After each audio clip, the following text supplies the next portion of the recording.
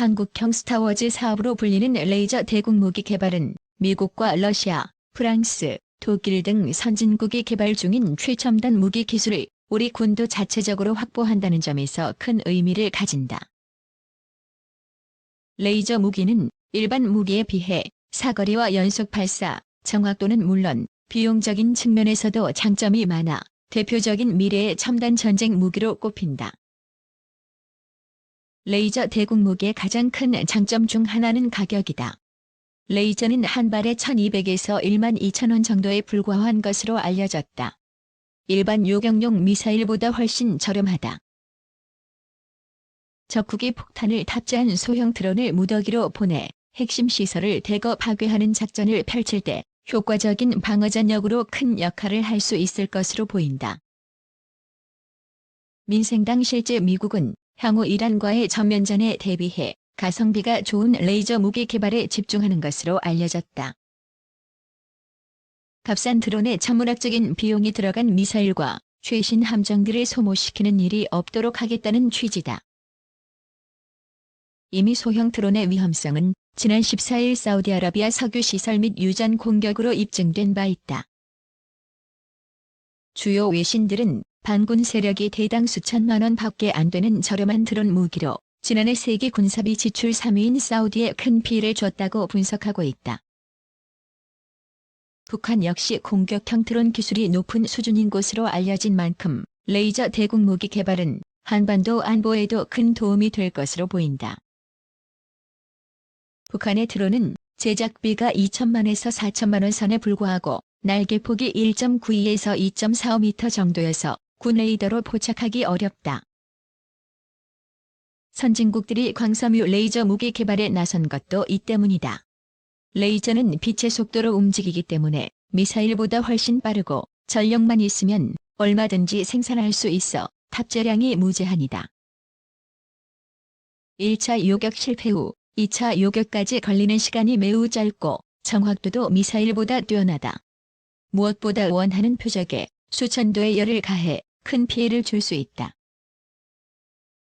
레이저 대공무기는 앞으로 소형 드론뿐 아니라 전투기나 탄도미사일 등에 대한 대비책으로도 활용될 전망이다.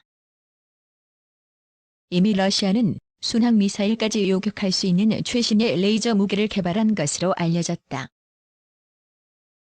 미국은 최근 우주사령부 창설을 계기로 우주에서 직접 레이저를 발사해 탄도미사일을 요격할 수 있는 메가와트급 무기체계를 개발 중이다.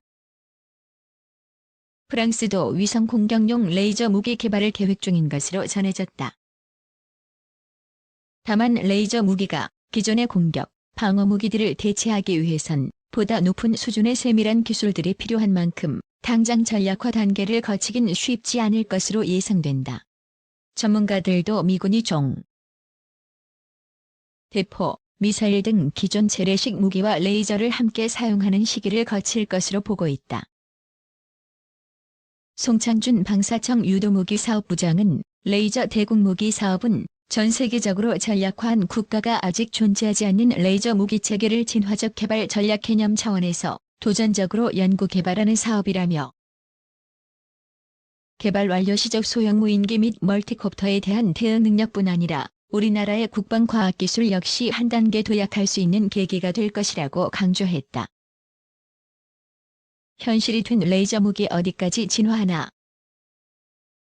지난 9월 사우디아라비아 최대 석유 시설을 파괴한 무기는 미사일이나 전투기가 아닌 몇 대의 드론이었다. 군사 전문가들은 드론 테러는 현대전 패러다임 변화의 증거라고 분석한다. 새로운 무기가 출현하면 그에 대응하는 또 다른 무기가 등장하곤 한다. 드론도 마찬가지다.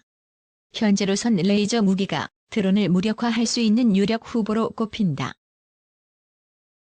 인구 밀집 지대나 중요 시설이 있는 곳에서 드론을 공격해야 한다면 방공포나 미사일보다 목표만 정확히 맞출 수 있는 레이저가 훨씬 유리하다. 레이저, 어떻게 무기가 됐나? 레이저 무기는 지향성 에너지를 활용한 특수무기 체계에 속한다. 한 방향으로 방출된 레이저빔이 표적에 열을 가해 파괴하는 방식이다. 레이저 발생 장치, 빔 제어 장치, 추적 조준 장치 등으로 구성된다. 의료용, 산업용 레이저가 특정 부분을 절단하는 것처럼 군사용 레이저 무기는 목표하는 부분만 수천도의 열로 공격할 수 있다. 이 때문에 방어용 무기나 정밀 타격용 무기에 적합하다. 관건은 레이저가 어느 정도 에너지를 낼 수 있느냐다. 목표물을 파괴하려면 민간 분야에서 많이 쓰이는 1mW에서 수 kW급 레이저보다 더 강력한 출력의 고에너지 레이저가 필요하다.